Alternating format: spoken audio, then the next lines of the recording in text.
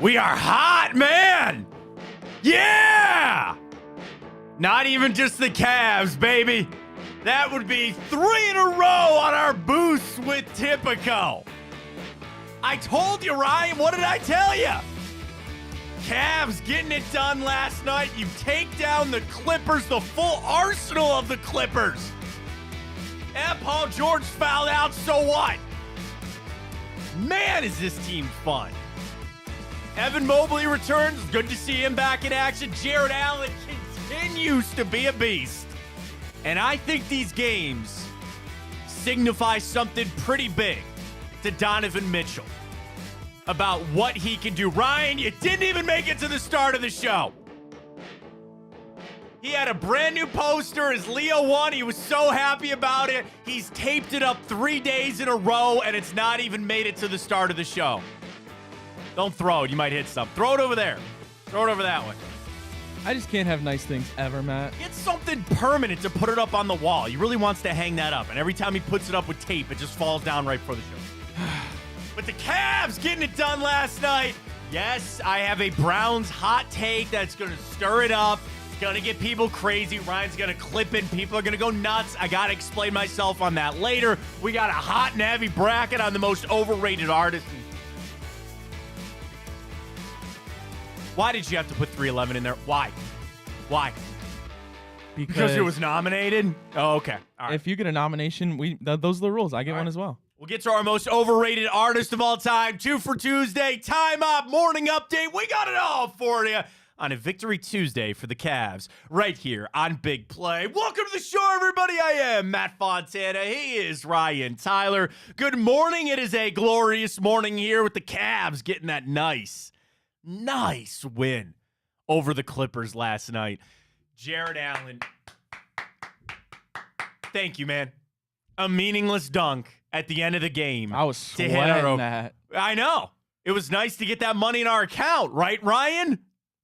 No. Why? Why did you not bet it? I told you it was a guarantee. I was going to give you $10. Right, correct. Why? It was a guarantee, and the reason it's a guarantee is because I didn't bet it. Oh, stop that. You know that's true, That Matt. is not true. Yes, it is. That has nothing to do with it. I guarantee if I put money on it, Jared Allen's breaking his ankle No. and our season's over. Folks, if I bet $10 we have on hit 3 straight Cavs parlays. Another one. We hit another one. We hit one on Sunday with the AFC champ. Ryan has not bet a parlay with us in weeks because he feels like he's bad luck. I am. It's been proven. It's not true. That is not at all true. We got by last night on the skin of our teeth on that over, which, watching the game, because I'm like you, I'm neurotic, right? Where I watched the live over-unders because it was 225.5. A dunk from Jared Allen made it 226. Thank God. And there were times that game was up into the 230s. And I'm like, all right, we're sitting pretty right now. We're good. Then it drops down. I mean, that's the fun. It was. I thought it was cooked when Donovan missed those 2 free throws. I know. There was some tense moments. But Ryan believes that he is the bad luck curse. Ryan, the only way to end that is for you to jump back in a parlay and for it to hit. And I told you it was going to hit last. That's fine, but that's 7 points in 2 minutes. That's fine, but I'm not going to be the reason that this streak loses. So maybe stop after that. the streak, I'll start. No, you need to get in on the streak. Do you want to keep making money? Yes. Then you are going to be a part of us making money. Tipico should be begging me to bet. That's what they should be doing. I want you to bet. It's not as fun when you don't. It's not as fun when we don't all win, and we've all been winning. Look at it from this standpoint. The next parlay, which we will not lose, by the way, we're going to win it tomorrow night. But even if we did, we're already up. Just on the Cavs boost, bro, I'm up over $120. Even if we lost it, we're still in the green, baby. Come on now. I told you to bet last night. I told you it was going to hit. I don't think you understand the gravity of my effect. There is no Were you in the arena? Were you defending Kawhi Leonard last night? I don't think so. But Isaac Okoro can thank me because that was my leg. That was a big game from Isaac Okoro. That was my leg, right and he absolutely balled out. See? So what are you so bad? What are you so complaining about? Because I didn't put actual money on it. That has nothing to do with it. It does. No one in that arena knows if you bet it or not. Yes. Well, nah. I kind of want to Roth change. might. I kind of want to change our second two for Tuesday because we're gonna do Rod Stewart or Billy Joel. They have both made our most overrated musical artist bracket, and I want to put up a second two for Tuesday. Do you believe in betting curses? Do you believe that you are a betting curse? Yes. I don't believe that. I don't. Sometimes you get bad beats. We've all had those before. I'm telling you, Matt. You don't understand. I might require you for our parlay tomorrow. You're going to do all 3 legs. We got to get you out of the schneid. We got to get you out of this and back into the game here. With Fontana, code Fontana 100 at Tipico. Sign up today. Ryan, it's not you. I'm telling you it's not you. We hit it last. What did I say? I guaranteed you it was going to hit last night. It did. It did. It did. I've just been. You had better. I'm like bad luck. I'm bad luck Ryan, not Brian. Bad luck Ryan. No, I don't buy that. I don't. So I'm going to require you to do our next parlay here coming up. But the Cavs, that's a really good win for them last. And they've stacked a lot of these together against good teams. The belief is there. The brand of basketball that they're playing, they have put a lot of people on notice. And I heard Brad Doherty, he kept saying this over and over and over again about the national scene. And I appreciate where Brad is coming from about maybe not to say discredit, but that's fine. Let the Cavs lie in the weeds on this and let them sneak on up. Dude, the 76ers, I know without Embiid, got smoked by the Trailblazers last night. I believe in the 3 seed now. I believe that the Cavs are in a real good position to maybe get up to that 3 seed. I don't want to talk crazy getting after the Bucks and the Celtics. And it's all relative of getting to the playoffs. So we'll post as our first two for Tuesday this morning. Over under 1.5 series wins for the Cavs in the playoffs. Over or under 1.5 playoff series wins for the Cavs coming up. The dark times are over. We're now in a place where you feel confident, I feel confident. The Cavs are going to be a playoff team. So they're going to make it. Whether they make it as the 3 seed, whether they make it as the 4 seed. I wanted a top 4 seed. That was my number 1 pick before the season, and it looks like we're in good standing for that. So now the question is, do you believe they can win a couple of series here? Do you believe that there's a chance they could get to the Eastern Conference Finals? Watching how they have played and the teams that they have beaten, yeah, okay, the Milwaukee Bucks once without Giannis, but then they came back and beat them again. Then you beat the Clippers. I look at these teams and I say, these are the cream of the crop in the NBA. The only team that's hotter than the Cavs right now are the Clippers. And they played everybody last night. And they played to win that game. A lot of those guys, Harden and Kawhi and Russ and Paul George, they played 36 minutes in that game, if not more last night. They were trying to win. They go on that 11-3 run late because they tried to get a win.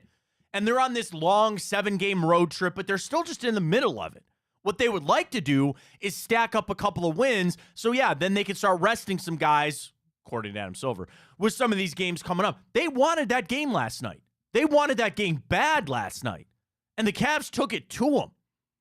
And Donovan had a nice game. Again, Okoro with a really nice game last night. Strus making some plays. Dude, this is all Jared Allen right now.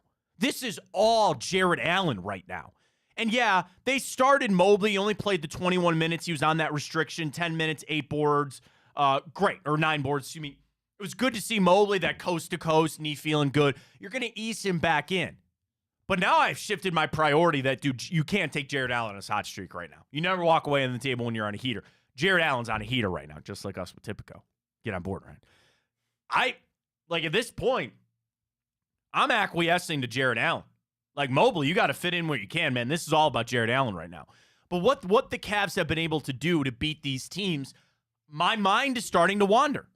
Where I initially, with this streak, said, I feel like the Cavs could win a few more games in these series than I thought. Okay, it wouldn't be the gentleman's sweep. It wouldn't be a 6-game series where really the Bucks dominated us or the Celtics, but that would, of course, be the second round. Now I'm really starting to believe that you could take this. That you could take some of these series against some of these teams. And I know you're saying, oh, it's the regular season, Matt, and that's a lot different than the playoffs. But still, even in playoff series, you get duds. You get games in playoff series that the favorited team just doesn't show up. It's not out of the realm to have double-digit games.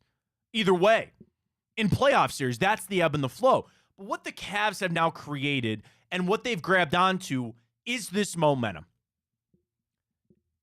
And I don't know if I'm going to bring this up in a positive light about Donovan Mitchell's future. That's something that some people just can't seem to turn away from.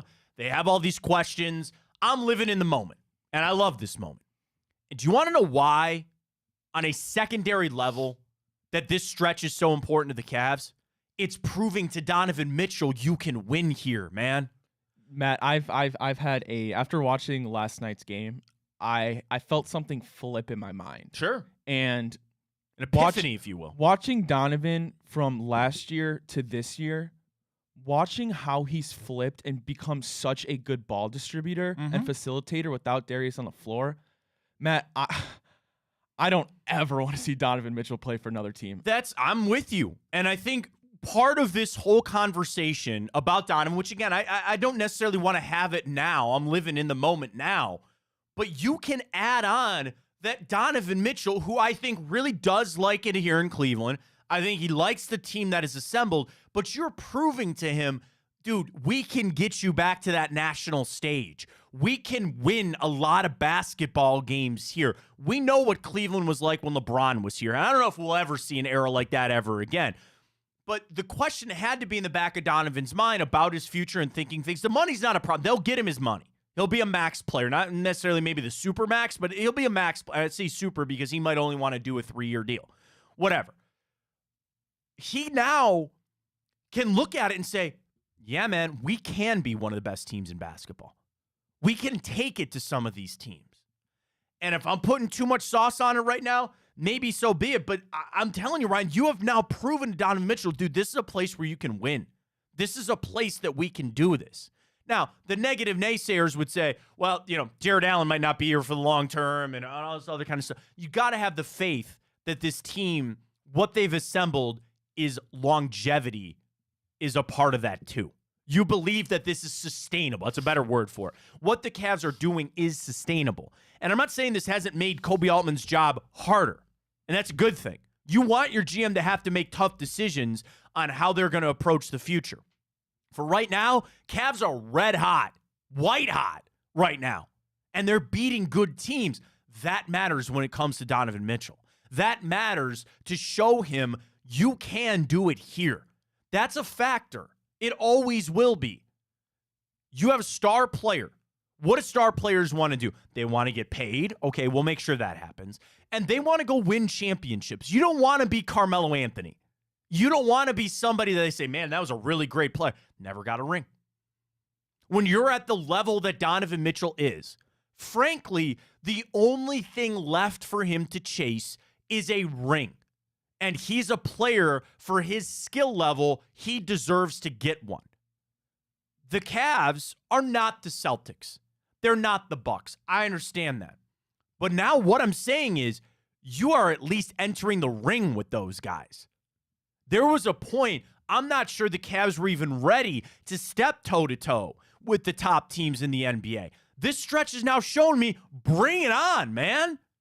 And I'm not saying that you're going to the finals this year or that you should be the favorite or anything like that, but you have now proven to yourself and this team that if you play this brand of basketball, which again, a lot of it sometimes comes back to this defense that they're playing, and you get the right pieces, you shoot the threes well, you're having your big players show, you can take it to almost anybody.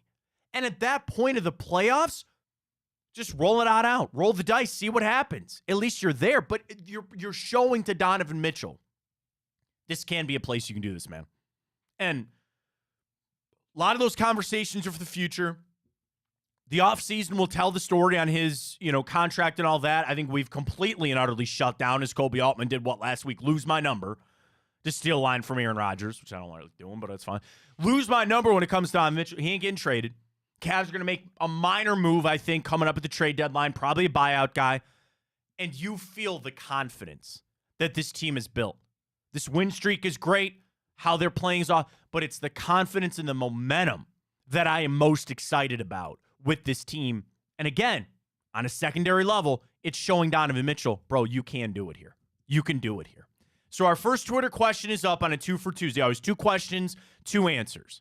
Over under 1.5 series wins for the Cavs in the playoffs coming up. Some people thought you just make it, you get to the second round. Well, that's just one. Do you think they're going to win another? Do you think they get to the Eastern Conference Finals? Dare I say the NBA Finals? That's the other thing too.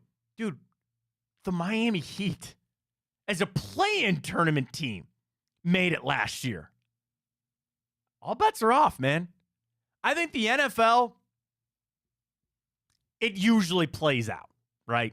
Usually the higher seeds make it. And you get those incredible runs of the Giants and the Patriots when no one knew who they were. That kind of plays out. Baseball, it's more often than not the better teams. I know the Rangers are a bit of a shock, sure.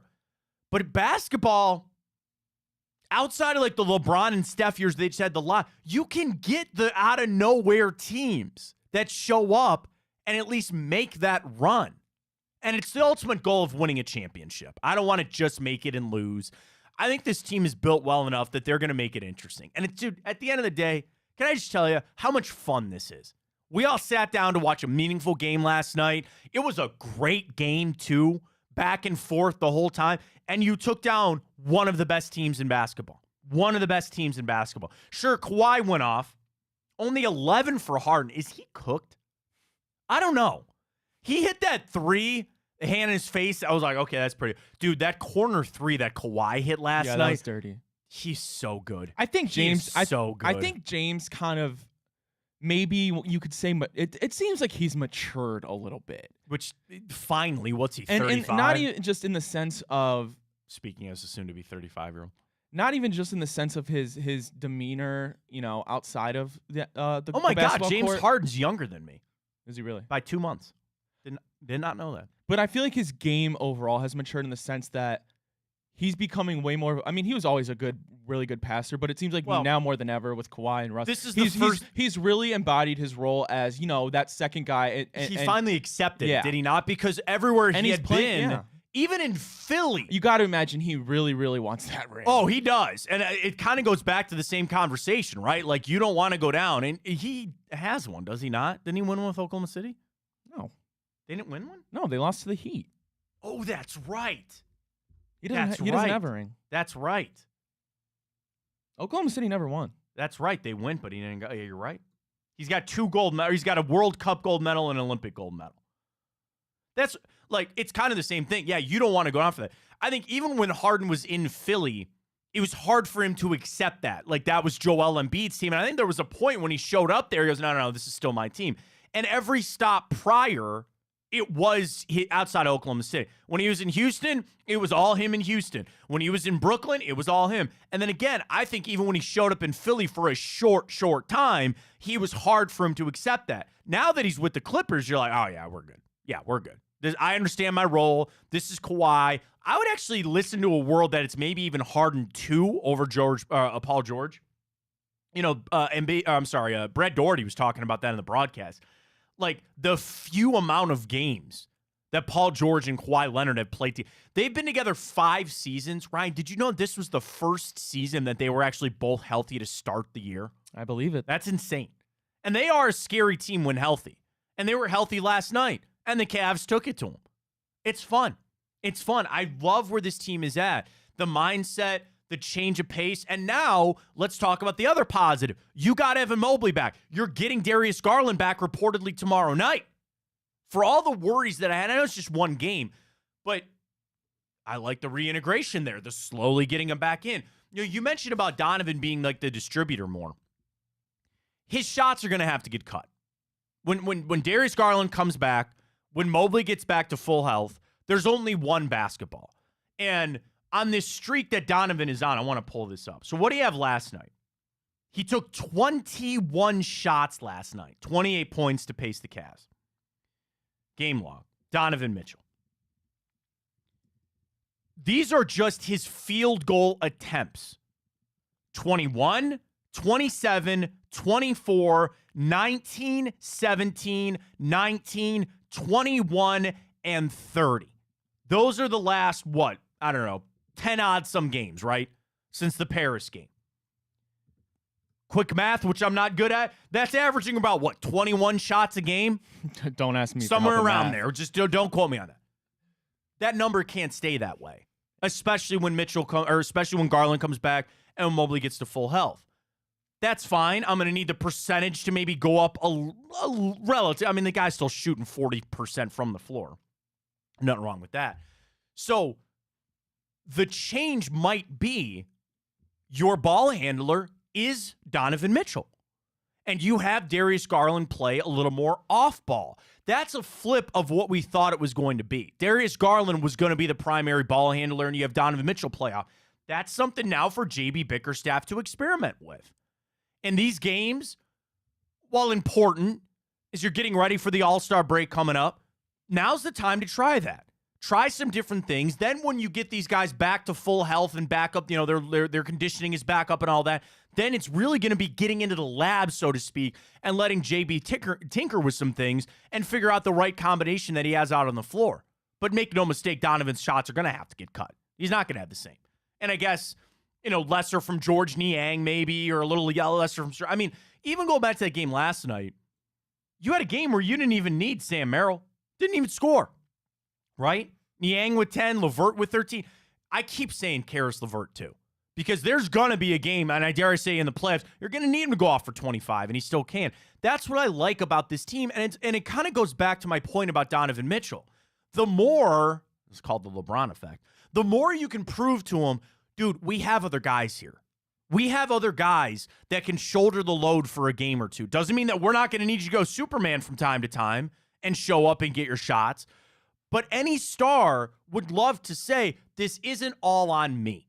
There are other guys that I can look to, and Jared Allen, and even to a lesser degree, Strus. Like, this team is well built. They really are. They went through a rough stretch in December. They came out the other side, and they're playing to their full potential. If I want to get really critical, I could say maybe it's a little too early for them to be playing at their full potential. But you're still banking these wins, you're banking this momentum, and you're showing it doesn't always have to be on Donovan. And now you can enter this stretch later in the year where, you start getting selective on when guys can sit out and getting some rest and getting ready to go. I love this for the Cavs. I love this. I think it is so much fun watching them play. And I don't want to lose sight, and I'm not going to.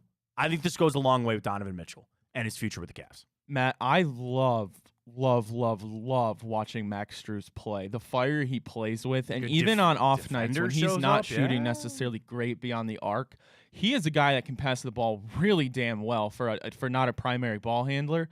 And just the fire he plays with, I don't know. It feels like he just lifts people up. Like that tech, it was so stupid. He just handed the lady ref the ball. Well, I mean, without somebody's gonna have to step up on the badassery. I love watching him play basketball, and then all the key role players. Niang's been putting in really solid minutes. I mean, it was funny when he took that dude out in the corner, but he's been playing really well. Karis is playing with all the confidence in the world right now with his shot selection, and then even guys like Sam Merrill, who was pretty quiet last night, and you didn't even need him, and you smoked a 2 seed.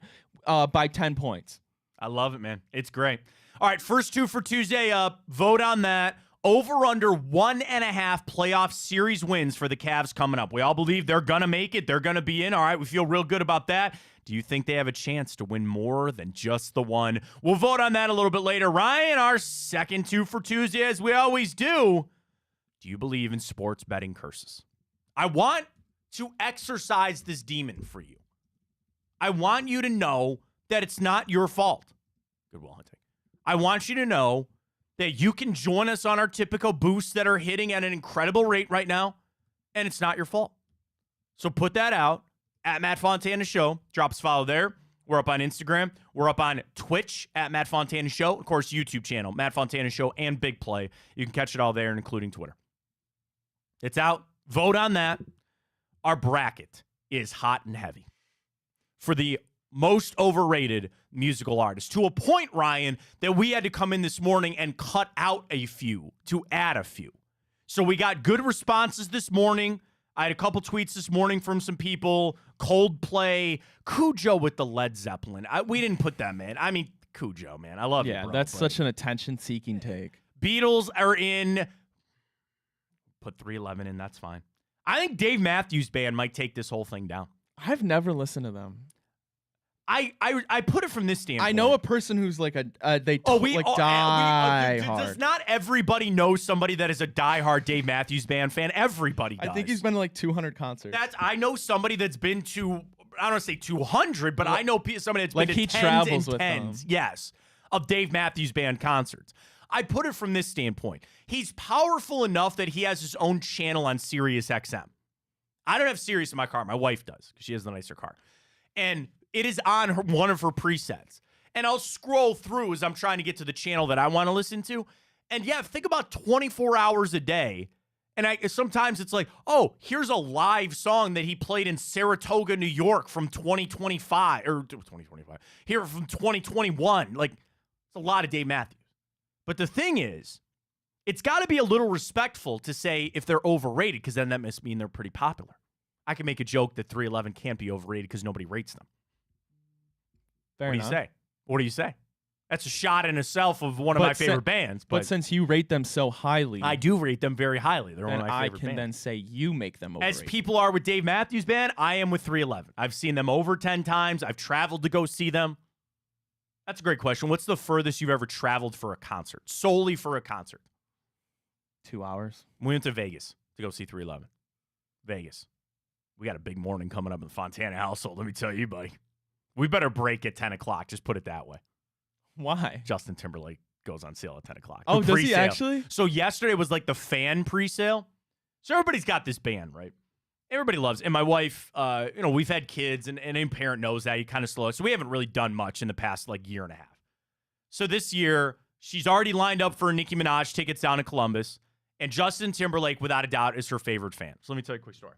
So yesterday, I have a City card. And the only reason I have a City card is to get pre-sale on some of these concerts. She texted her group of friends. And I just thought, oh, we'll get like 4 tickets. Bro, the group text had 6 people in it. And they're like, all right, what's everybody's limit? And I'm like, what are we doing here? Now, I trust they're all going to pay me because they're putting all of it on there. So at like 10 o'clock, this alarm is going off for my wife and all of her friends because that's when Justin Timberlake, the pre-sale for City members, goes on sale. Okay. And they all got to launch in there. And I was like, listen, you have 3 people getting in there. You should be fine. So I'm like, I don't know if you quite need me to get in there. But the sale goes on. And they're here in Cleveland. But Justin Timberlake did not make the bracket. Yeah, Deservingly he's good. so. He's I don't good, think he's overrated. No, so not he at all. deserves to make it. So they're in. We'll get our final. Well, really, the bracket is set. So we'll send that out a little bit later. We'll get to that. We got the morning update. We'll get to our Blue Jackets boost tonight for Tipico. We're hot with the Cavs. We'll see if we can keep that rolling. And we'll get to timeout. But, folks, when we return, I am not a hot take artist. Okay? I'm not. Some people just like to say things. Here's my thing. I just want accountability. When people say outlandish things, that's why I love freezing cold takes. And I don't mind if I ever show up on freezing cold takes. I have accountability for what I said. God told me way early in my career, Ryan. What we are saying right now, it doesn't go away. People can screen grab it. Once it's out there forever. I don't run away from anything that I say, right? So I like that accountability. There are people out there that enjoy just saying outlandish and hot takey things, and there's no repercussion for it. So be it. I handled that. So I want that to be said when I say I am not some hot take artist that'll just get on here and spew bull crap just for the fact of getting the fans riled up. But I have to admit, I have something that's going to rile some people up. I have thought it through, and I will make a statement on the Cleveland Browns when we return. So just so everybody knows, I have no idea. You have no idea what it is. I didn't tell you what it is. Do you think I'll agree with it, or I'll be like, I'll shut that shit down? Everybody's going to shut it down. Okay. And I guess here's my point. I would probably shut it down too, but I would still think about it. And it still gets to a bigger issue that faces the Cleveland Browns. Oh, God. Okay? Oh, God. All right? What I want to do here is kick the stone down the mountain to start an avalanche. Oh, God. I think I know where you're going. Do you now? Maybe. Hold on to that. When we come back, I will ask you for what you think I'm going to say. We'll get to it next. I also Fair enough. got some tweets yesterday on Deshaun Watson because we sent the clip out where I said Ken Dorsey's #1 job now is fixing Deshaun Watson. People didn't like that. And people go, well, is he broken? Yes, he is. His and I'll shoulder explain is. that. That's not even what I'm talking about. We got the Cavs. We got the Browns. We got you locked and loaded right here on a Tuesday. And we are locked and loaded on Tipico, folks. We are cashing it left and right with our boost on Tipico. Another one. Just get it done. Do you know who that is? No, I don't. DJ Khaled. Oh, DJ Khaled. That's another one. Another one. DJ Khaled. Everybody said he just makes millions of dollars out of screaming his name.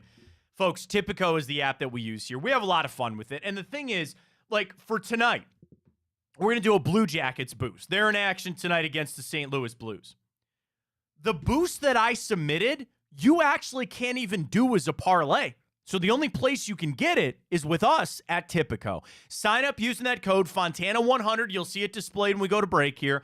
You deposit and bet $25 as a new customer with that code Fontana100. You get $100 in bonus bets. Get ready to go for the Super Bowl in a couple weeks.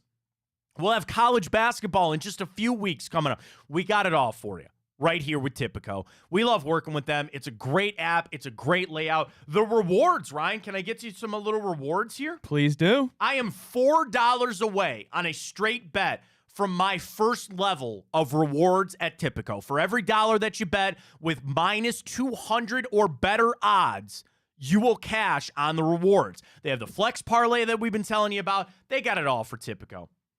Unlocked rewards for me. I got those coming up. Tipico's the best. Again, code Fontana100 when you sign up. We're hot on these Cavs boosts. We're going to get one tomorrow night. Let's keep the streak going with the Blue Jackets tonight. I'm feeling good about that. Keep it locked low with our friends at Tipico, code Fontana100. I know you're ready. Everybody's going to be ready. Little hot takey. Browns next. Stay with us.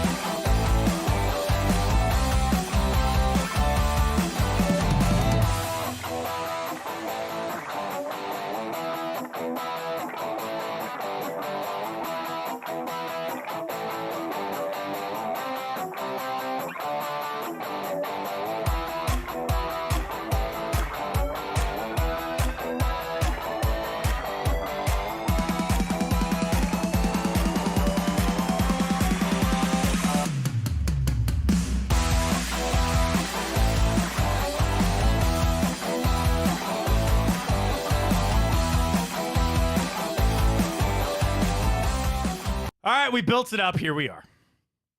Everybody hear what I had to say earlier? Welcome back. Matt Fontana Show right here on Big Play. Streaming on Twitter, X. We're up on YouTube, Twitch, Instagram. It's all over the place at Matt Fontana Show. Ryan, you think you had a guess on where I was going to go with a hot take item here? I'm going to leave the floor open for you to start this. Do you think you know where I'm going with this? Well, when you talked about throwing a stone down a mountain that's going to cause an avalanche. I just in that kind of thought, it's more about I just want the Browns to address this thing, right? Oh, okay. Okay. Then maybe I don't. All right. Well, no, I guess go just. Well, I was just going to assume it was something about Deshaun. I will get to Deshaun Watson. Okay. I will get to Deshaun Watson because we sent the clip out where I said Ken Dorsey's got to fix Deshaun Watson. Everybody said, "Well, is he broken?" Yes, he is, and I'll explain that later. It's not actually related to that. All right. Well, then Okay. hit me with it. All right.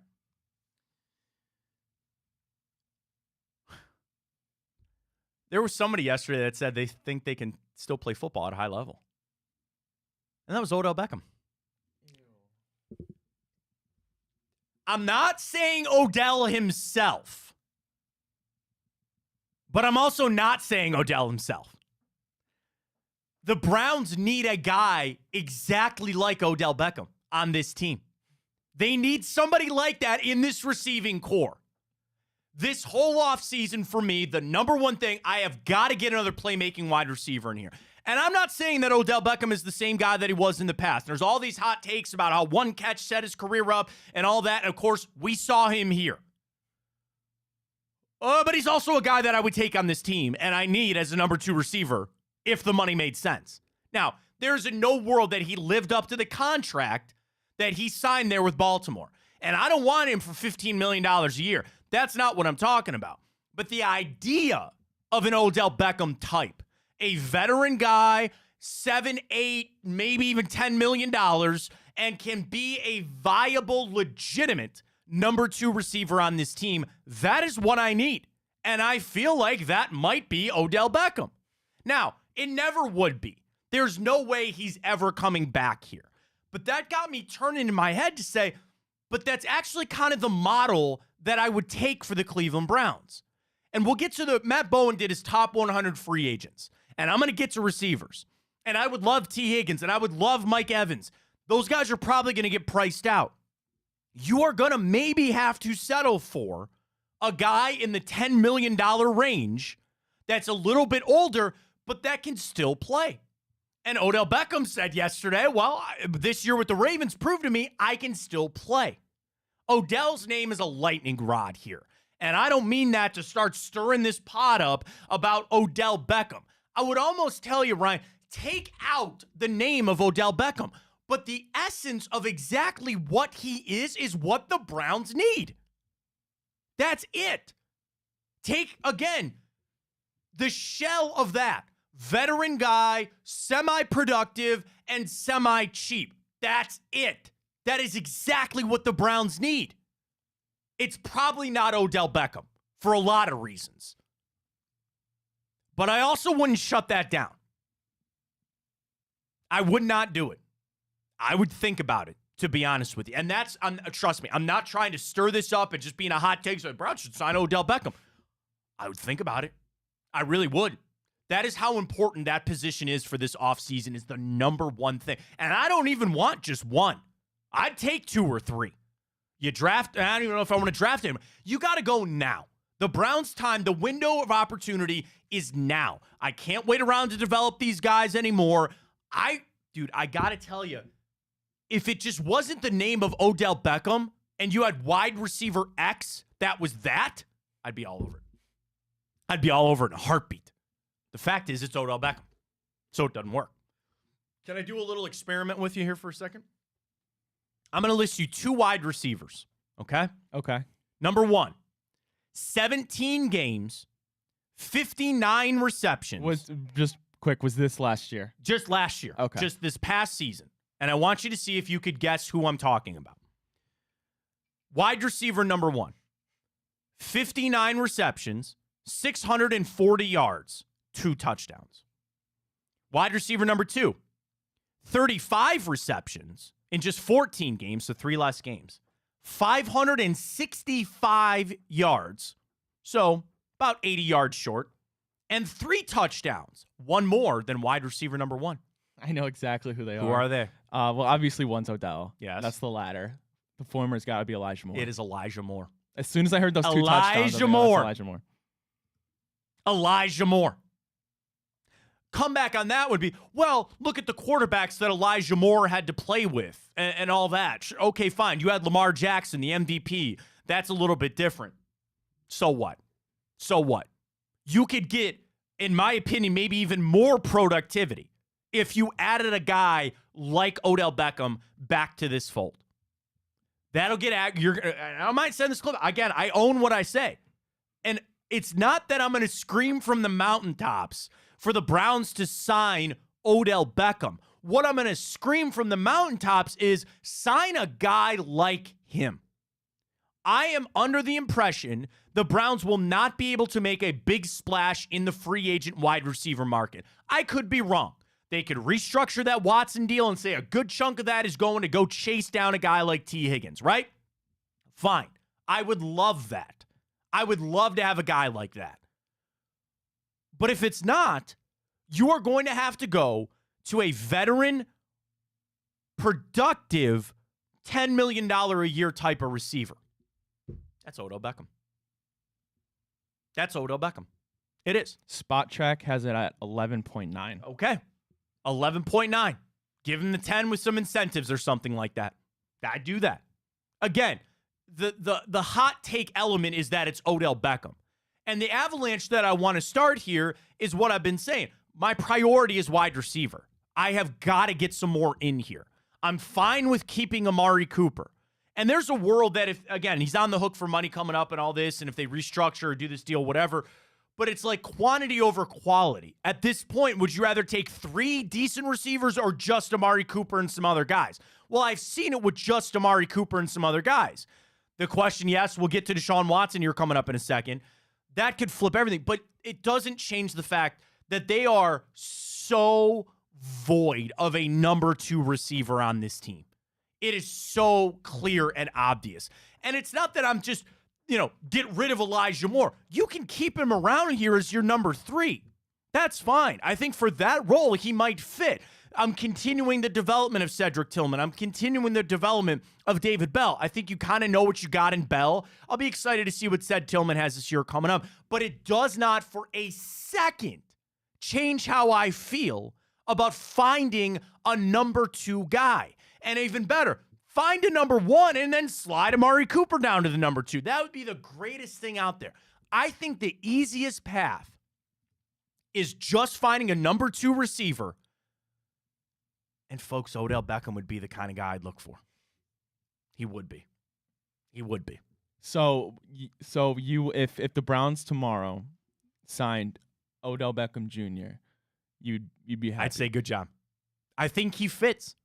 Now, you can't say that without thinking of the video, and I think his dad was back on Twitter not too long ago. I think that was fake. It might be. That's fine. And it brings up all this other stuff, and it all brings up this complexity, and it all brings up the old wounds and all that, and the question of how he be.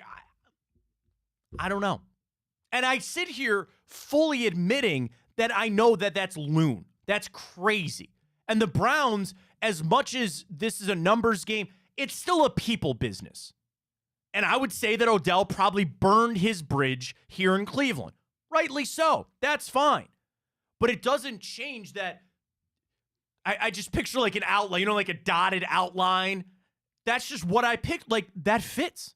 Do you understand where I'm coming from? Would you agree with me that if you took the name out of it and you had shell receiver and it was actually Odell Beckham, does that not fit kind of what the Browns need or what you would take from the Cleveland Browns? I would. Yeah, in a sense. On a 1-year deal. What does Andrew Berry love more than anything? Veteran 1-year deals. Yeah, he does love those. He loves those. Loves them. That's what I'm saying. If we truly think that these other guys are priced out, I wanted to get this a little bit later. Let me give you a little teaser here.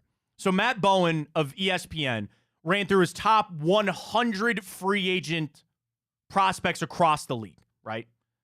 And there are a couple Browns in there that we'll get to coming up. But I want to see.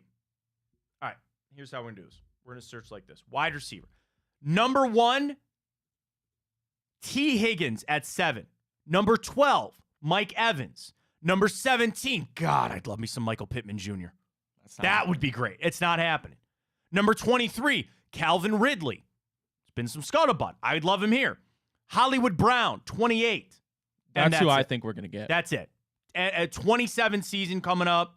But again, 5'9", 180. He's kind of like Elijah Moore. Of most of those guys, you would believe what? Higgins, Evans, and Pittman are probably priced on out from what you're going to pay for. 100%. So there you go. You're going to need a guy like Odell Beckham. You're going to need somebody that is that everything. Do you still think Odell has anything left? Let's take the Browns out of it. Do you agree with his statement that he said yesterday? He feels like he still has some football left in him. That this year with the Ravens proved that he can still play at a high level.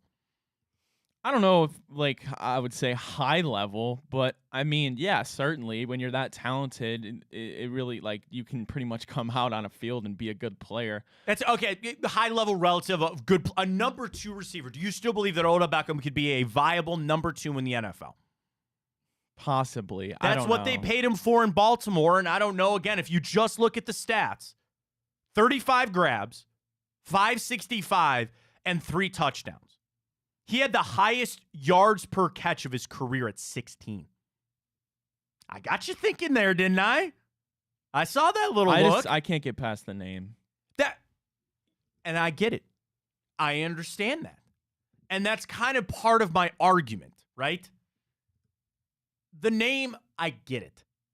But it's that type of guy that I think would fit. Assuming the Browns are not going to go whale hunting here. If they don't go big whale hunting. But you think Odell himself would fit with all the things considered? I do. Yeah, I do. You think they would ever do that? Here's the thing. As the Browns approach things, it can't be personal. It can't be. Sure, but... Because you have got to put the best team on the field. Now, I say that to say this. There are some things that will be personal. And the shots that he took, whether or not you believe that that was all directed at Baker, they've mended that bridge. I go back to the owners' meeting where Odell and Kevin Stefanski seem to be awfully chummy. And that is the same thing on the Browns. You leave all doors open. You should never burn bridges in life. You should never do that. And I would say that Odell kind of torched a bridge here. And there's a good chunk of the fan base, as soon as you utter his name, they say blank him. He can go to hell. That's fine. You're upset because you're a fan. The Browns can't operate that way. And again, they would probably scratch that off just because it's Odell, right? Can we just enter a fantasy world for a second and make a pitch on why it could work? Let's enter a realm. Let's say the Browns agree with me that the type of player that Odell is, for the money that he might ask for the productivity, he fits a need here. Let's give you the path why it'd be acceptable, okay? The number one thing would be, was his issue not mainly with Baker Mayfield, right? And he's not here anymore. And if you really wanted to get down to it, I guess the Browns sided with Odell. And that gets back to all that, the wars and what people were saying, all that kind of stuff. I'm not trying to drag it up, but I'm just saying, if that was truly it, well, that situation has been remedied, number one. Number two, him being here in Cleveland. Well, Jarvis Landry's not here anymore. And they were friends. And how can I say this?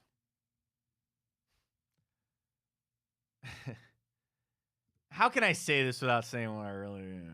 I'll put it this way. I think the Odell-Jarvis relationship was a little overblown here. I think the friendship was a little overblown here. And I would just leave it at that. Okay. Also, he is a guy that will have suitors. I believe he's going to get signed to a team. But also not everybody's going to be breaking down the door to come get Odell Beckham. So there will be limited options, supply and demand. And the same thing to counter for the Cleveland Browns. There's not a plethora of receivers that kind of fit the mold that they're trying to go for. It could work. And I also think the Browns are in a better structural place as an organization to deal with this. They had to deal with that 2 years on the job, right? Now, you got a coach of the year. You got guys that are about to get extensions in Andrew Berry and Kevin Stefanski. It is even more to a level now of we're not putting up with crap. And the Browns are a better football team now. You believe that they're growing. You believe that they're ascending. I think that could straighten out a lot of things when it comes to the Cleveland Browns. We're out of fantasy world now. Okay, that was a fantasy world if you wanted to make that work. But I stand by what I'm saying. I think the mold of what Odell Beckham is fits what the Cleveland Browns needs right now. You want to say no way, no how because of the name? Fine. And I don't even know if I want you to put that poll question out, Ryan, because it'd get taken all different types of ways. That would get taken to hot take town, wherever that is. I don't know. But I'm just saying the mold of what he is, I think fits what the Cleveland Browns need, and I'd think about it. Can I post it? Dude, that would just be, oh my God. You know how that would get taken. You know where that would get taken. You know what I mean? Like, you know that's going bad. Let me make sure. He's a free agent, right? Yes, he is. He signed a 1 year, $15 million with Baltimore. No, wait, are you sure? Oh, yeah, 1 year. Oh, they spread the dead money out. Yeah, cap hit. Dude, he's got an $11 million cap hit this year for the Ravens. I'm going to spread that money out. Good Lord. Ugh. I have made it. You do what you wanted. I would say no. I really, because like it's going to incite people. It's gonna make us look like we're just trying to search for clicks and getting a hot take. And I'm not fair. It's literally I see that fit. I know you're gonna pull it. You do a great job pulling our clips. I know you're gonna pull an Odell clip, and I think I've done a good job of explaining my take on it and explaining where I'm at. And maybe this, whatever clip you post, maybe this is the clip that you want to post after. And I'll surmise it again. It's the mold of what Odell Beckham is. It's not necessarily just him. I think he's a veteran guy that can still be productive to a level, and he's not going to cost you $20 million. That is a mold of something the Browns desperately need. And it just happens to be that Odell Beckham is the name of a guy that fits that mold. I'm not saying there's not other guys. I'm not saying that there's not other options out there. But that was one that came to mind. He said he can still play. And I said, if you could just give me that player, but it was not Odell Beckham, I think the Browns would sign that guy in a heartbeat.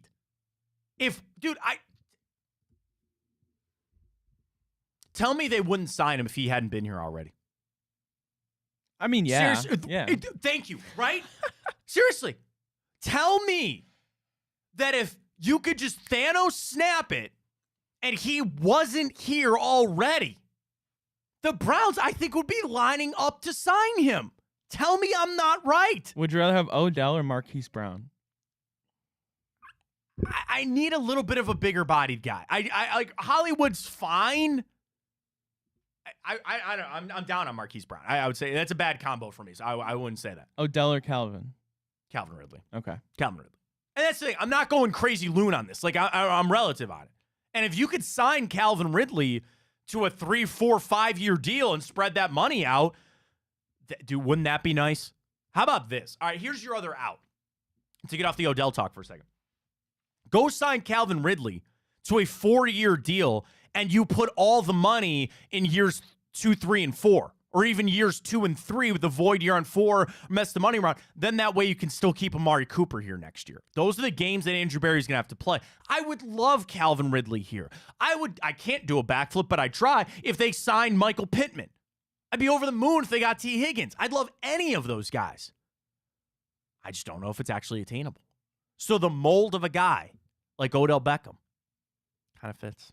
Odell for 10.5 or Josh Reynolds for 8? Odell Beckham. Yeah, I would. I'm sorry, those drops in the championship game are just on me. I don't know why. He was good before that. He was. Yeah, he was. And then it gets back to Deshaun Watson. You want to talk to the Watson side of things real quick before we take a break? So we sent the clip out yesterday because the Browns hired Ken Dorsey. And, you know, I would say there's not excitement. Can you really get excited about an OC? But the groundswell now has been he was a scapegoat in Buffalo, and he got fired, and people do forget that he also helped Josh Allen ascend to where he was. Now, again, Josh Allen turned into a turnover machine, got bad, he got fired. So you assume Ken Dorsey's going to help things out here. And I made the clip yesterday. We said this. I needed him to fix Deshaun Watson. And I got a host of tweets back at the show account, Matt Fontana Show on Twitter. Oh, you think Watson is broken? Yeah, I do. I take out I'm talking about 2022. Those 6 games, that is nothing for me. Really. There was a different offense. He was coming off the suspension. I'm actually helping your case out there by saying I take those 6 games out because, again, of the 6, he only played well in 1. I'm talking about this season. What do you grab onto, Ryan? 1 half of football. Now, that was a damn good half of football against Baltimore. And then he's injured, and he's not. But I truly, trying to zen this right now, I truly do not understand people that think everything is just fine with Deshaun Watson getting healthy. He did not look good when he played. And I hold him to a high standard, not just because of the money, but because I know that he can do it. I know that he can be an elite quarterback in the NFL. And if the Browns want to go where they want to go watch the football this weekend and tell me you don't need an elite quarterback because you do. It's all on Watson. He is broken. People make it out to be that I'm saying that he's Kenny Pickett, okay? I'm not saying, but for the level of the expectations that I have, he is not there. So by my account, he's broken. It's like, okay, I guess broken maybe is the wrong word. Again, I'm making it sound like he's Kenny Pickett, that he's Sam Darnold. He's not that. He's not. But he's also not to the level that I need him to be. So I need Ken Dorsey to come in and fix that up with help from Kevin Stefanski, with help from the rest of this offense. We need that badly. So that is where I say the word broken. Would you agree that Deshaun Watson is not to the level that he needs to be, Ryan? Clearly. So therefore, give me another word for broken. What's a synonym for broken? Google. Oh, shattered, defeated, beaten, vanquished, overpowered, overwhelmed, severed, splintered, crushed, dejected, discouraged. Maybe that's not the word I'm looking for here. Underwhelming. Underwhelming is a good one. Synonym for underwhelming. Dismay, let down, disenchanted. How about that? That's a good one. Are you disenchanted with Deshaun Watson? Heavily. Baffled, confound, balk, displeased, lower, whatever you want to do. Whatever word you want to throw in there. He's not to the level that you need. You need Ken Dorsey to fix him on up. That's my whole point. So for people that want to try to sit there and say, Deshaun Watson not broken, not quite the level you expect. Matt, you know something I saw yesterday? Can you tell me the only quarterback from the 2018 draft class? So we know plenty about that draft class, obviously. Sure. That's Baker. There's one quarterback from that draft class that has reached the Super Bowl.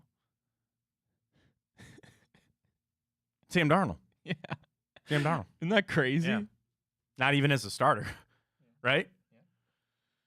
That's the flukiness, man. I mean, and then again, you got guys like Purdy and Dak that are late round picks and all kind of figuring out.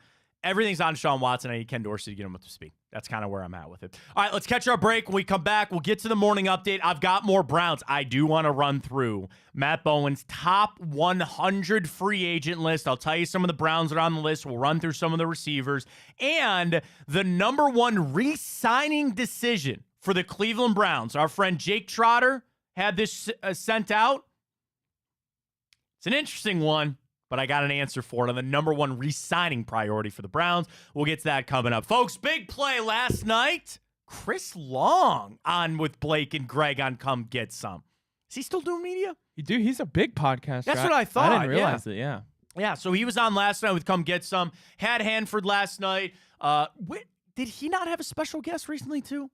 I feel like I saw some with Hanford and Gab.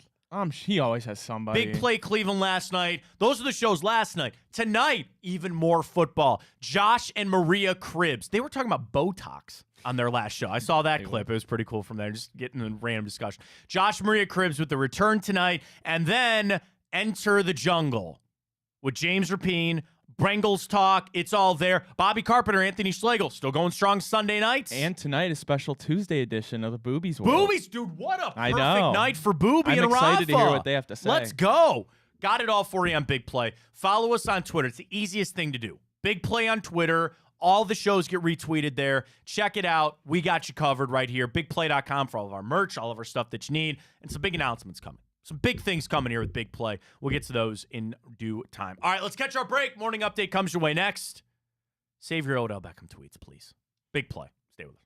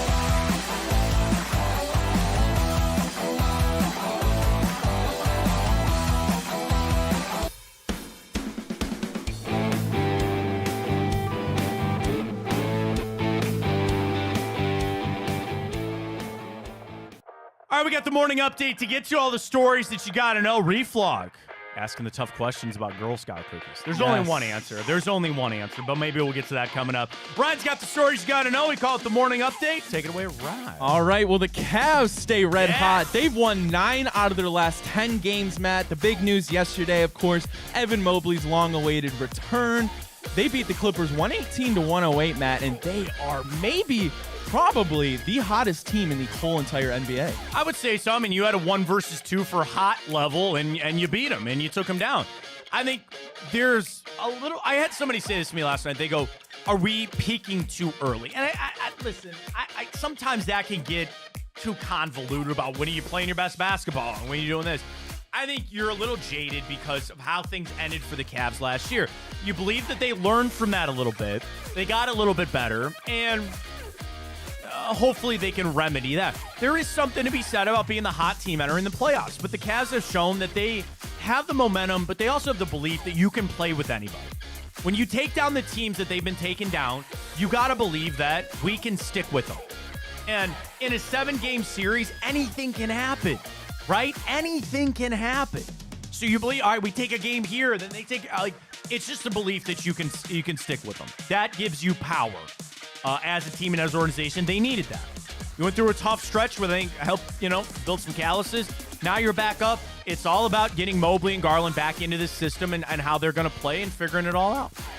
Well, Matt, this is the CBS Power Rankings for the NBA. We're sticking here with the Cavs. Dare guess I'm gonna guess what the Cavs are at. So it came out this morning, right? Yes, this is after we beat the Clippers. 6. Wow. Right? Right 6. on the money. All right. They write, still shorthanded, the Cavs split with the Bucks to start the week before taking down the red-hot Clippers on Monday. Evan Mobley made his long-awaited return in the win over LA, putting up 10 points and 9 rebounds. Donovan Mitchell averaged 28 points, 9 assists, 6 rebounds in the 3 games, with Darius Garland expected to rejoin the lineup any day now. Can I guess the 5 ahead of him? Go for it. Celtics, Bucks, Clippers. So hold on. Clippers are 2. Okay. Bucks got to be, or Celtics got to be 1. Although the Clippers just beat them at home. But okay. Very surprising number 1. Minnesota? He still has the Clippers at 2. Okay. Clippers are 2. This is kind of not crazy, but the Bucks? Nope. Celtics? Nope. Denver? No. Minnesota? No. Those are all the teams up in between the Cavs and whatnot. It's not the 76ers. No. Is he going to say the Thunder? No. Who is it? The Knicks. The New York Knicks. Oh, my God. Get out of here. He writes, the Knicks picked up 4 more wins this week, somewhat easing the blow of Julius Randle's shoulder injury. The Knicks aren't just winning, they're absolutely destroying everyone. With a net rating of plus 21 points per 100 possessions this week. Jalen Brunson wasn't named an all-star starter, but continues to dominate. The winning streak is now 7 games in a row. All right, I guess if you want to look at power rankings of right now in this moment, I was a little stunned to see them hold that 1 spot as well. the Cavs have more of a case than the Knicks. Stop that.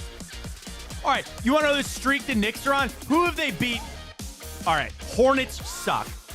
The Heat, the Nuggets, good wins. Nets suck, Raptors suck, Wizards suck, Rockets suck. They lost to the Magic. They beat up on a bad Grizzlies team, and then they lost to the Mavericks a while ago. And Heat just dropped 7 straight. Yeah. Okay, fine. Everybody's entitled to their power rankings. God bless. Go Cavs. Well, speaking of power rankings, we'll go to the NFL. This isn't necessarily power rankings, but it's kind of indicative of it, Matt. They released the 2025 Super Bowl odds. Do you dare guess what the Cleveland Browns are? So the favorite, it's not 1-to-1 on the favorite. The favorite is still probably plus 400, plus 500, something like that, right? I'd say plus 1,000, plus 1,200. Right. See, I would say 2,000. This is kind of egregious in my opinion. Do you want to guess what number they are? Oh, as far as the number one, I'm going to say that they probably have the 10th best odds. How about this, Matt? The 18th plus 5,000. Above them, the Chicago Bears and Minnesota Vikings. They write, Joe Flacco's brief run as the Messiah for Cleveland ended with back-to-back pick sixes. Deshaun Watson's return from injury will be the offseason topic of discussion, along with star running back Nick Chubb. Plus 5,000 is solid value for Cleveland, who can potentially contend in 2024 if its defense becomes better on the road. Wow. I mean, I guess right. It's like any team though. Are you or are you not all in on Deshaun Watson? You're all in on Patrick Mahomes. You're all in on Lamar Jackson. It's no different than a lot of other teams. What I don't understand is why they every team's got turnover too. That these teams are not going to be who they are. Are they going? Do you think it factors in the Browns stink? That they have not ever lived up to expectations and the turnover. I thought about that, and I'd stuff? say probably. It has to. With the Bears. They have worse stink than us. Yeah. I mean, I would also look at it. You trying to get your JT tickets? Yeah, they're in there now. Yeah. Listen, I understand. So here's the issue: you can only get 4. So my wife's friend is in getting 4. I need to get 2 more, but I'm way down in the queue. All right, we bumped up in the queue. All right, here we go. How many people are ahead of you? I don't know. I'm logging in.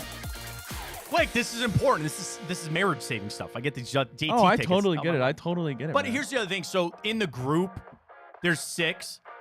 And I think there's I'm kind of the same. So it's a lot of my wife's friends who have husbands where it's like, I would go just to say I went to go see Justin Timberlake, but if I don't get a ticket, that's fine. I'll make the self-sacrifice, you guys. You know what I mean? Like, go. So we're getting close. Fingers crossed, even though I can't cross my fingers. Yeah, you can't. Oh, that's right. We talked about that. All right, continue on. I will do my best. I'm locked in. Here we go. Oh, good. Well, the Chargers have found their future general manager. They hire Joe Horitz, the former director of player personnel for the Baltimore Ravens. All right. So he jumps from one John to now Jim Harbaugh. Now, you might also lose Mike McDonald if he goes down to take that Washington Commanders job. I mean, again, you just kind of got to figure that out as it goes to try to, again, it kind of goes back to every team has this turnover. You got to figure it out, and you go from there. So it's a tough go right now. It is a really tough go for the Browns when it comes to facing the Ravens and going through everything that they have to. But when the Browns have had this turnover as much as anybody, and they have somehow been able to find a way. It'd be easy to go into a shell and sit there and say, all right, we lost these guys. But the fact that they have all of the people in place to kind of ascend and get it done, I think it's been great. Now, the question is Baltimore, who's just run it for years and years and years with Ozzie Newsome. Now they got some real change coming. It could be hard. Dude, trust me. I'm all for the the Baltimore Ravens taking a step back. All right, Matt. Well, we're getting very, very close to Super Bowl 58, and the San Francisco 49ers on many books are a slight favorite, Matt. But the Super Bowl MVP odds have been released. Of course, Patrick Mahomes leads it with plus 140, followed by Brock Purdy plus 200, Matt. But the value here, Christian McCaffrey plus 500. That's kind of crazy, right? Because he was the MVP of the season, so would he not be the favorite for that? I don't. You believe what? You believe that it's going to go to the quarterback. It's been a quarterback award, all that kind of stuff. I understand it, but I cashed in on Cooper Kupp a couple years ago. Yeah, he won it when the Rams played. That's a good. Again, same thing. I like McCaffrey. I like that play.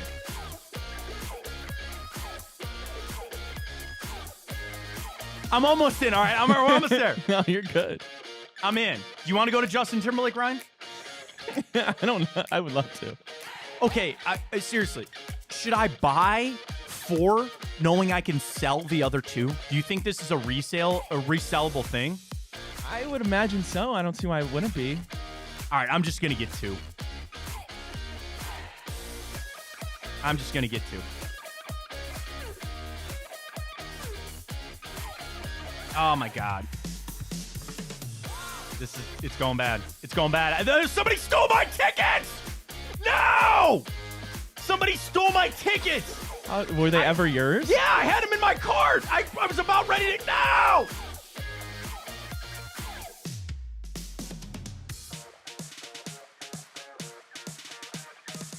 This is peak entertainment. So bad.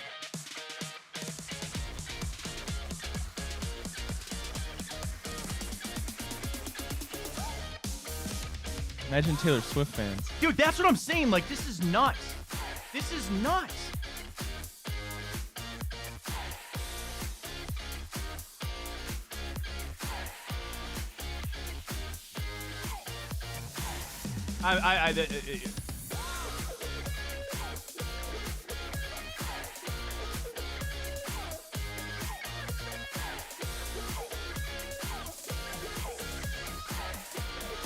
I've stopped the show to do this. Yeah. I'm in. I think I'm in. Confirm. No! Ah, we're in. Let's go. All right, now I got to pay with the credit card. Wait.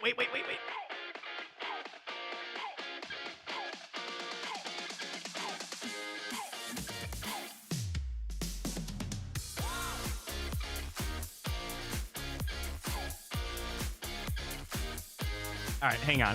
This is so bad. I really apologize to everybody trying to do this right now. Because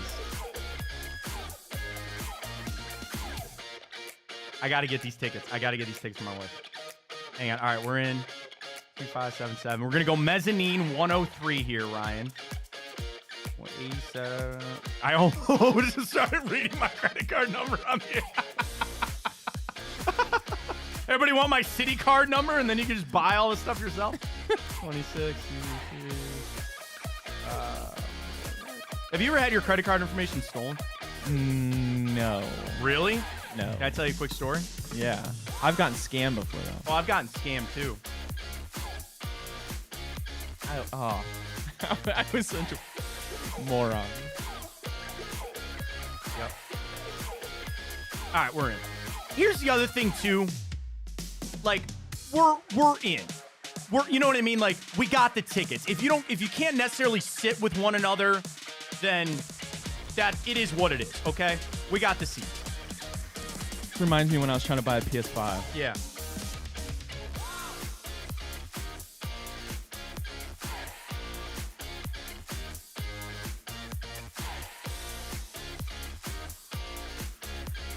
All right, we're in. Back to the show. Thank you, folks. It is a big morning. Our JT tickets they're good. We're in mezzanine 103, row 12, seats 7 and 8. People are going to find you. We're in. Even if I go to the show, I don't know, but we're in. We're in. All good. Anything else? That's it? That's it for the morning update. All right, good stuff. Biggest news in the morning, we got our JT tickets. We're in. All right, good. They are sent. Should I check my email to make sure I have the tickets? Probably a safe idea. Probably a good idea. They said they got sent. Dude, you know how much these tickets are going to be? For mezzanine level. How much was it? $200 a ticket. A ticket? Plus fees. That includes fees. Good Lord. $175 a ticket for not even lower bowl. Mezzanine level. $175. I have to pay $43 in fees, which is whatever, and then a $5 order fee for an online service. Why do I have to pay $5 for an online ticket service? It's a monopoly. Oh, God. Yeah, it's insane. It is absolutely insane right now what's going on. But we got the tickets. It's all good. It's all good. We're in.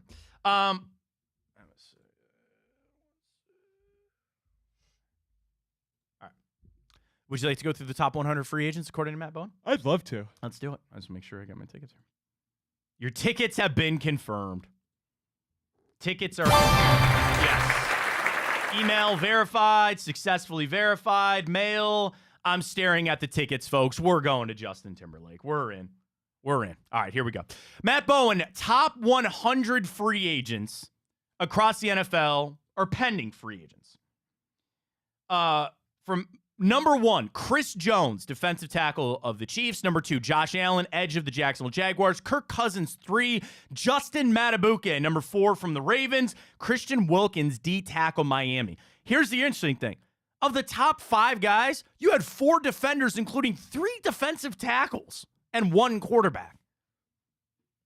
Interesting.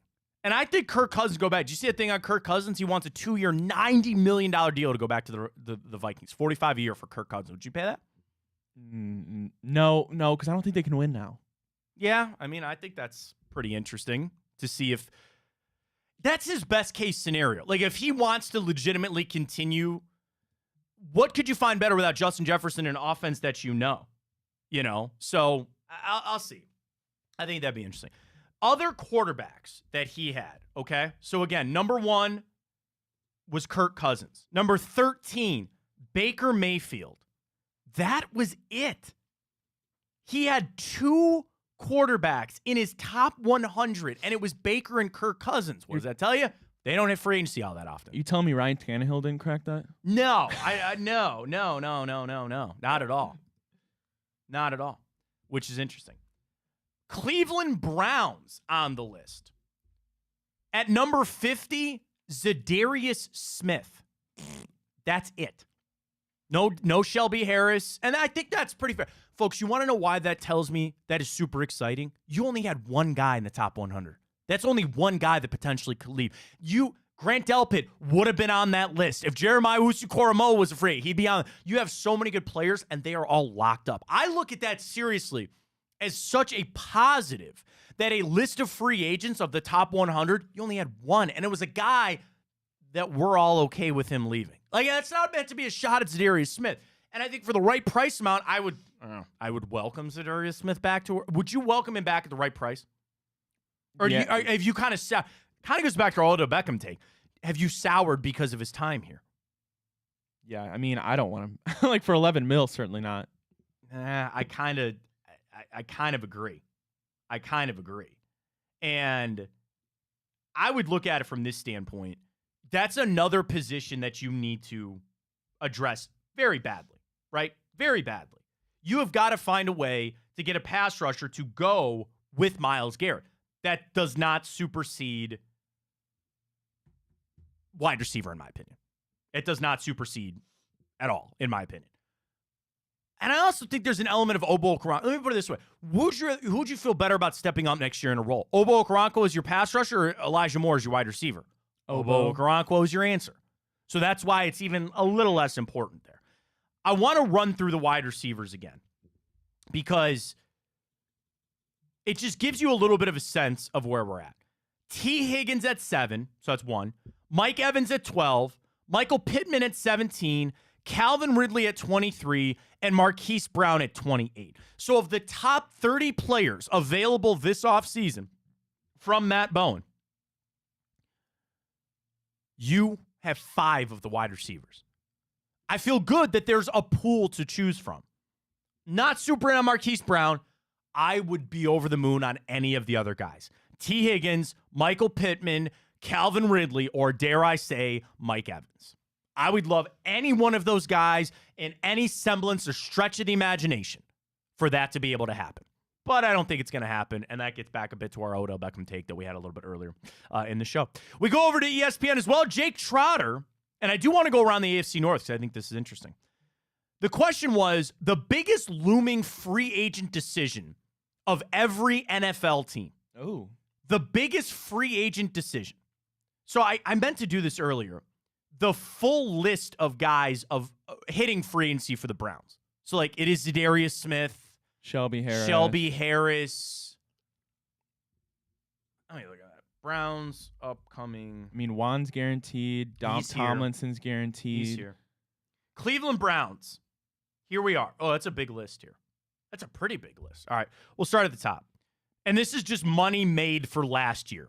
Zadarius Smith, Shelby Harris, Harrison Bryant, Jakeem Grant, Joe Flacco, Sione Takitaki, Marquise Goodwin, Corey Bojorquez, Michael Ford, Kareem Hunt, Rodney McLeod, Maurice Hurst, Kanashik Walker, Matthew Adams, Jordan Elliott, Jacob Phillips, Harrison Bryant, Michael Dunn, Garen Christian, James Prochet. Just a few of those lists. Of all of that, who do you think is the number one priority decision the Browns have to make, according to Jake Trotter?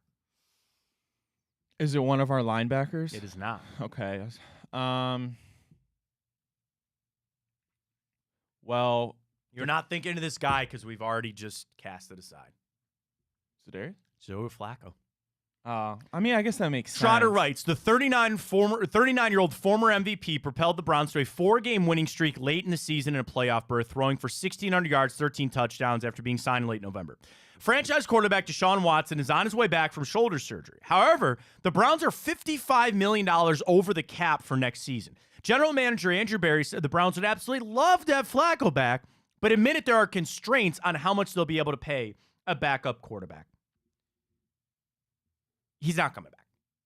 You know that. I know that. Joe Flacco knows that. And the Browns know that. And there's nothing wrong with that. You can keep your Flacco fever shirts. You can love him forever. You can put statues up in a bar. That'd be an idea for a bar. Put a statue up for Joe Flacco at your bar. Seriously. I like that. Dude, we should open the Big Play bar, should we not? I know this is going Riz for a long. I worked with Riz forever. Riz and Aaron always have this thing about the really big bar. They've always wanted to open their own bar. Everybody who loves bars thinks they should open a bar. It's so much work. It's so much harder than you think. Oh my God, it's so impossible. I know Gabe Zeller really well at Char, and I worked with Char forever. I love Gabe. He's a good friend of mine. He owns and operates Char, Gabriel Southern Table downtown, and Avo Modern Mexican over on West 25th. And I started him with Char. Dude, being a restaurateur or being a bar owner is not for the weak of heart, man. It is not. It's a hard business to get into. But if you put a Flacco statue up in your bar and you got his blessing because you wouldn't want to do it where you ruffle feathers, you get sued, people would go see that because people want a statue for Joe Flacco. Put it up at your bar. People would show up for that. They estimate about 2 to 3 years for a restaurant/bar to become profitable. Yeah. The old saying is you want to make $1 million in owning a restaurant, you start with $2 million. Yeah. You lose it, and you have $1 million, so that's where it is. Roadhouse. Yeah. But did you watch the trailer for the new one, by the way? No, but I saw a picture. It Jake looks Gyllenhaal. okay. I'm semi-intrigued. I'm not a Conor McGregor fan. We'll see how it plays out. Other AFC North biggest free agent decisions. Baltimore, Justin Matabuke. He is arguably their best breakout player this year. They signed him to the tag. It was around $19 million. And he's going to be a free agent. They might have to do it again. Cincinnati, T. Higgins. $21 million for the wide receiver franchise tag coming up. They're probably going to have to do that. And then for the Pittsburgh Steelers, Mason Rudolph. What are they going to do? There's no way they can run it back with Kenny Pickett, right? There's no way. That ship has sailed down the Allegheny, unless they somehow get a Mike Evans or a Michael Pittman, I think Deontay, because then you can't, because you're not running They him back have out there weapons. that's what I'm saying. So unless you truly believe, okay, we just need this to unlock, kind of like a D-Hop kind of unlocked Will Levis in a sense. Sure. Unless you change something major in that, you're not trotting him back out there for a full season without a clear upgrade at the offense. Or do you do that? We're going to bring No. competition back in for Yeah. him. Pittsburgh fans are a lot like their us. dream is Kirk Cousins. And keep him away. Keep Russell Wilson away from them. I think Jimmy Garoppolo might still be available as an interest. I don't know why. And I know he signed a massive deal and won't happen. Doesn't Derek Carr just seem to fit the Steelers uniform? Couldn't you just picture Derek Carr? Maybe it's because he only ever played in black. He went from the Raiders. He's down in New Orleans. He'll go up and play there now with the Steelers. I don't know why. Derek Carr just seems to fit the Steelers to an nth degree. I don't know why. But I was talking about the Steelers fans, right? They're a lot like us. They're smart. They watch football. They know the game. I don't know if I'd say they're smart. Yeah, they have made their decision on Kenny Pickett. And it's like us. When that groundswell happens, when that is so the feeling of the fan base, there's no going back. You don't turn back from that. So what are they going to do? Are we ready for this offseason when the Steelers trade for Justin Fields? I don't want that. No. No. I'm going to clip that when it happens. No, please don't let that happen. No. I like Justin Fields, and I think he's good. I don't want him to go to the Steelers. No. No, because I think he could actually win there. You trade a Deontay Johnson and maybe 2 seconds. Ugh. I don't know. I mean, the Steelers are pretty old school in the fact that they usually don't trade a lot of their picks and stuff like that. But it's also uncharted territory, right? They had Ben Roethlisberger for how many years, right? So then they go Kenny Pickett, which I think, obviously, now you look back on it and you say, that was a panic move. You drafted a quarterback to say you drafted one. Listen, I understand that general managers get hired and fired and paid and all that based on drafting quarterbacks, right? And you can say that we found this guy, we got him on a rookie deal, you re-sign him. But I also don't think that there is anything wrong with poaching a free agent. Do you think Minnesota regrets not drafting Kirk Cousins? No. Denver regrets getting Russell Wilson, sure. And I guess there's always pitfalls to that. And the elite of the elite never really become available. But if you're the Steelers, when you're as built as you are, stay away. Stay away from those. Go all in and get you Justin Fields. Go in and get another big veteran guy. I don't even know who. I'm trying to think. I'm trying to roll through if there's anybody else I'm forgetting about here. It's got to be somebody. I don't know why. You know what I just thought of too? What if you took a flyer on like Trey Lance? He's down in Dallas. Dude, I said that when the Browns were looking for that quarterback. I said that was obviously like months ago now. I said Trey Lance. I mean, like that's the Steelers could really. We're not really. I don't want them to find a guy, but there are avenues for them just to go find somebody. Like the Browns aren't really in a position to pick up a project anymore. So considering we're kind of still DTR's your project. I mean, yeah, he's your backup project. That's fine. But I like that. Yeah, I mean, bring in Trey Lance. We're talking about the Steelers, right? Yeah. Bring in Trey Lance, compete in camp through the season, and if anything, you grow him there and you discard Kenny Pickett after this year. I think, and that's the ultimate decision, the first decision they got to make, and it's how they're going to operate. Did you already discard Kenny Pickett? Is he already just completely out of the realm of you're going to be your starting quarterback next year? I would venture to say, yeah, probably. So, I don't know. I come from a fear standpoint that I don't want the Steelers to find anybody. I don't want them to find a quarterback because then that would lean me to. Is Fields the worst case scenario? Yes, probably. For us, obviously. Yeah. Kirk Cousins, sure, maybe. Actually, long term. Even then, like, I think Kirk's got another 4 years. I think he's got a couple years left in him. You know, I think Kirk would be the worst case scenario. Then Justin Fields. Then Garoppolo, Russell Wilson, any of those. I'm not even saying Carr's available. I don't know why I just picture him going there so much. You know. What if Baker called the Steelers? He will be a free agent. You believe he's going to go back to Tampa? I believe it. But I don't know. And then you have a crop of 3-4, first-round picks coming in at quarterbacks that'll take up some jobs. All right, let's get to the time hop. I can't thank everybody for sticking us through with that. I got my JT tickets. I know. I completely derailed the show. Everybody's freaking out in the Twitter. We got it. And the text group. Do you have a favorite JT song? We danced to Mirrors at our wedding. So that was our first dance for our wedding was Mirrors. That's a banger. I love that song. It obviously reminds me of my wife. Can I give you anybody out there thinking about getting married? Go to dance lessons. I swear to God. I'm so bad at dancing. Dude, so am I. I'm trash. If I could give you one, I have several pieces of advice for setting a wedding up. But one of the biggest ones, go to dance lessons. Do it. We found Groupon dance lessons. We went twice. They played us our song, and it's just the box. It's just the box. But I just needed to know where to put my foot, when to put my foot. We did a little dip. All right, everybody get the crowd. Woo. I got nothing. I have nothing on the dance floor outside of 4 or 5 Jack Daniels, and then maybe you'll see me out. But for the first dance, go to dance lessons. Isn't that awkward? Like first dance, like well, I don't want everybody watching me. I watching could do a whole show dance, on awkwardness at weddings, right? And I will tell you that my wife and I went in with one goal, and that was to have a party. We wanted a rager of a party. So a lot of that was cutting out awkwardness. Does anybody really want to watch me take a garter belt off of her? I don't want to tell the story, just on the off chance that it gets back to my friend. I was at a wedding one time. In front of his grandmother, he put on a snorkel and a mask and crawled towards his wife to take off a garter belt. Nice. Granny did it too back in her day. We didn't do the bouquet throw.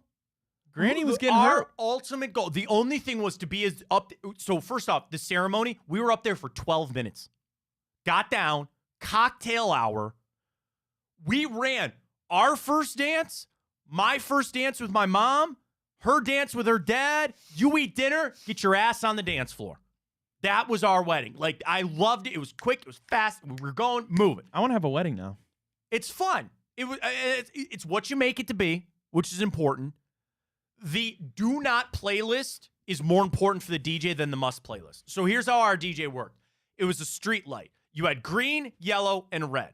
Green was, we have got to hear this song. These are the songs we got to have. Yellow is, we'd like you to play it, but obviously there's time constraints. And red was, you do not play these under any circumstance. Like, why would there be a song you don't play under any circumstance? Do you really want to do the YMCA at a wedding? Okay. Does anybody really want to do... I think that one, we did do one line dance song because Steph's, and it was like a family running joke about the cha-cha slide. So we did the cha-cha slide, but that was it. I think I ruled out We Are Family. That's well spoken. You're at our wedding. You're our family. So we cut that. I mean, the do not playlist is so important because there's just songs that ruin the flow.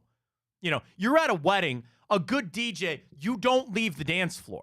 So it's all about safeguarding on you don't want to hit the lull. I will tell you this, and actually somebody mentioned this to us after. We did not play any slow songs for people to dance after the first 5 minutes. I think we did a song to kind of get people out on the floor. Then we did one slow song. So, you know, your aunt can dance with your uncle and you can have a slow dance with everybody. And after that, it was just, we're going, we're flying here. So my 2 musical advice for a wedding, go to dance lessons. Do not playlist is more important than the must playlist. I will forever hold on to that when it comes to your wedding. I'll take note if I ever have one. Take note on that. Catch our break. Come back. Time hop. I was not married this day. It was in June. We'll get to all that coming up. We got our Cavs Typico boost for tonight and our bracket. Blue Jackets. What did I say? Cavs? Yeah. I meant to say Blue Jackets. Blue Jackets and our overrated musical artists, not Justin Timberlake, because the tickets are secured, people. Back right after this.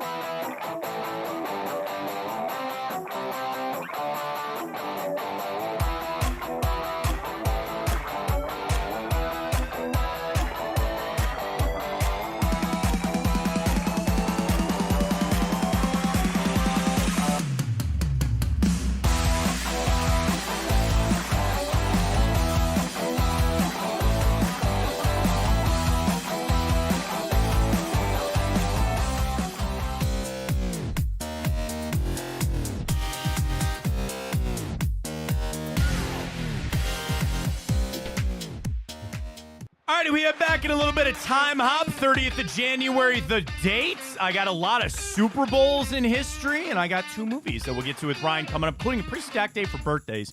We start with all that, but it's an unfortunate one that 1 year ago today, it was announced that John Adams had passed away. And John, the drummer for the Indians Guardians Forever, and I sent this tweet out a year ago, is that I am sad that there's a generation that doesn't get to experience that, but I'm so thankful that I was in the generation that did. And the Guardians have done the best that they can to navigate that world of what it's like without John there, and the remembrance and the drum in the Hall of Fame. They've done so many great things to honor the life of a great man and a great Clevelander and a fan. But, bro, think about that as a fan, that you impacted decades worth of a sport in a town. Like, that is so massive, to a point that, like, you go to the ballpark and you would just want it, the drum, like, I still hear it. Like, when I would go there and I would sit down, you still hear it. When the runner would get on second and he'd have to, you want to know the thing I remember the most about it? Is that if you were sitting on the opposite side of the stadium from John, you could see him hit, and then a split second later, you hear the final beat of the drum, and then, because he'd have to stop when the pitcher was going, Mike Trout at the All-Star game saying, like, dude, we would come to Cleveland, and you would hear the drum. So, an era, and you tell your kids about it, it just won't ever be the same without him. So certainly rest in peace to John Adams, a great Clevelander and a great man. This day, 2022, not so much on great man. Johnny Manziel tweeted that the city of Cleveland sucks. He said it's not the people, it's the place, and that's just a straight-up fact, is what Johnny said. Loser. I go, what do you know, bro? You were here for 12 months, and you only hung out with people you wanted to party with. You watched the Johnny doc? I did. It was pretty interesting. It was interesting to see, like, just how much of a con artist he was. They made up that oil tycoon money thing. Just the life that he lived, and it's just interesting to people that, frankly, have the balls to do stuff like that and just swindle people. Like, dude, you're in the NFL, and he thought it'd be all right to sneak out to go to Vegas. He's a loser. He is. And substance abuse, I hope he got that figured out. And I'm not for or against him. I hope he's living his best life. But, dude, Cleveland does not suck either. This day, 2021... Adam Schefter breaking the news. The Lions will be trading Matt Stafford to the Rams for Jared Goff and 2 first-round picks. Worked out for everybody. Did it not? And I know there's people that feel like the Rams could have maybe got there with Jared Goff, but they did with Matt Stafford. You won it, and obviously Detroit's in a pretty good spot right now. So, rare trade that worked out for everybody. Also this day, 2021, the report that J.J. Watt and the Texans were going to part ways. That whole offseason was Watt Watch 21. Everybody wanted him to come to the Browns. Everybody wanted J.J. Watt to come to the Browns. Went to Arizona. That kind of went belly up there on him just a little bit there. He's really good on the broadcast, though. Really good on CBS. I like watching him, though. But that came out this day, 2021. All right, we go all the way back to 1973, the NFL draft, back when it was held right after the season. The Browns drafted Steve Holden, wide receiver at 16, and Pete Adams, an offensive tackle at 22. In the second round, picked up Greg Pruitt, running back, at number 30. 4 Hall of Famers were in this draft. John Hanna, Ray Guy, Dan Fouts, and eventual Cleveland Browns, Joe DeLamielleure, were all in that draft in this day 73. Do the Browns have the most historic running back room in the NFL, franchise-wise? I mean, I don't know about historic because, the Bears could say Gale Sayers and Walter Payton. You had Jim Brown, Marion Motley. That's true. And then, Pruitt, Eric Metcalf, Ernest Biner. EB was a great back. Just one little mistake. Yeah, that's it. It kind of is what it is. And then, if you want to add in, Nick Chubb is now a part of that too. I would probably say... I don't know. I would still probably lean Bears just because you had Gale Sayers and Walter. I watched a Payton. 30-minute NFL video. They ranked they basically did that, but for the quarterback position. I think the Browns were 13th or something, 13th or 14th for quarterback. Can you guess who the first was? I'm sorry, one more time. I'm Googling the best, like... I basically watched like a 30-minute video of that exact topic, but instead of running backs, it was quarterbacks. Oh, yeah. And the Browns, I think, were like 12 or 13. Yeah, I mean, we talk about Otto Graham, Bernie, Sipe. I guess, I would imagine... Do you know what number 1 was? Can I ask? Yeah. Would it... The 49ers? I think there were 2. Okay. It makes sense. Not Dallas. No. Not Green Bay. Green Bay. Oh, was it? Oh, yeah, okay, I guess Green Bay. Rodgers, Favre, Starr. Yeah, Bart, you're right. Yeah. Yep, that'd be right. Yeah, okay, I can listen to that. Yeah, I think that very much. I'm trying to do all-time best running back. I'm just going to do best running backs of all time and see what teams come. So, like, the Rams can make case to Marshall Falk. Yeah, I still think Peyton and Sayers have it for the Bears. I guess if you want to look at Eric Dickerson with the Rams as opposed to the Colts, you could do that. The Cowboys would be Emmitt Smith and Tony Dorsett. The Raiders, Marcus Allen. There's nobody really beyond that. I think it'd be fun to do that. I think it'd be fun to look that up a little bit. Seahawks would be Sean Alexander and Marshawn Lynch. I guess if you're just talking about like the 2 best, although Herschel Walker, Emmitt Smith, Tony Dorsett for the Cowboys, pretty good list. But nonetheless, that's where we're at with the Browns. This day in 1973, Kiss played their first ever show at the Coventry Club in Queens. Did Kiss make our list of most overrated? No, they did not. This day, 1968, the NFL draft. Browns took Marvin Upshaw in the first round, a defensive end from Trinity. There were 8 Hall of Famers in this draft, including Ken Stabler, the Snake, Larry Zonka, and Ron Yari. This day, 1933, the radio program The Lone Ranger debuted on WXYZ in Detroit. The MLB approved the use of the rosin bag this day, 1926. This day, 1847. Here's your trivia for the day. This major United States town was renamed this day, 1847. So it was renamed to the name that we know it today. Its original name was Yerba Buena. Yerba Buena.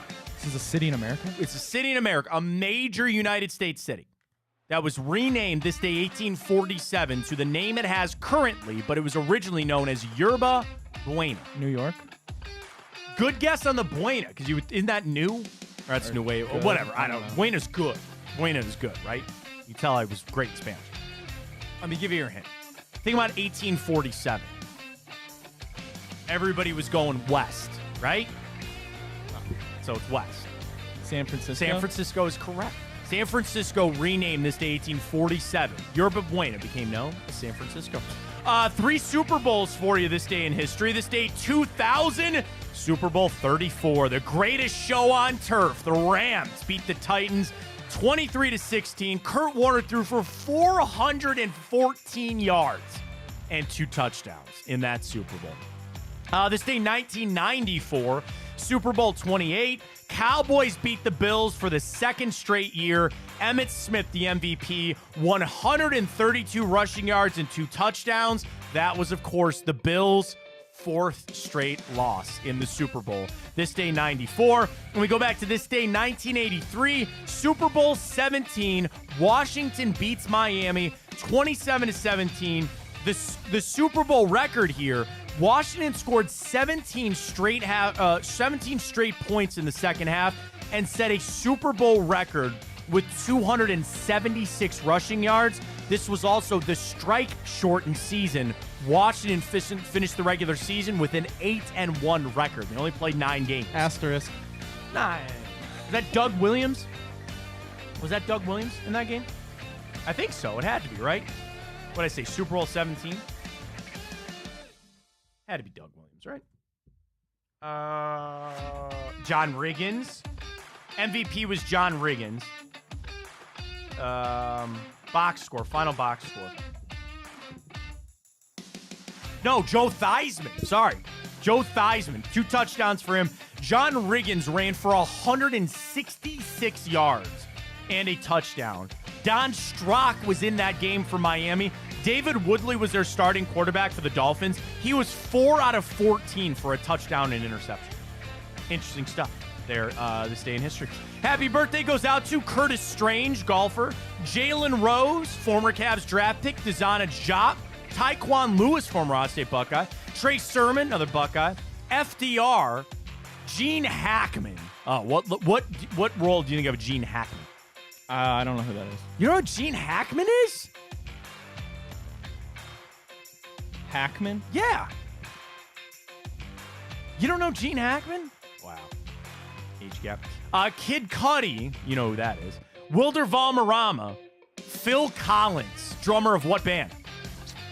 Oh my god. Oh my god. This is so embarrassing.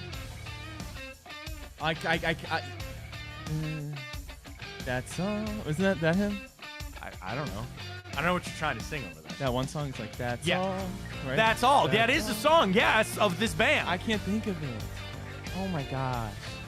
You're right. That's pretty impressive. You got the song. Genesis. Genesis. You want to know my favorite Phil Collins trivia of all time? Collins' discography has sold 33.5 million certified units in the United States and an estimated 150 million records worldwide.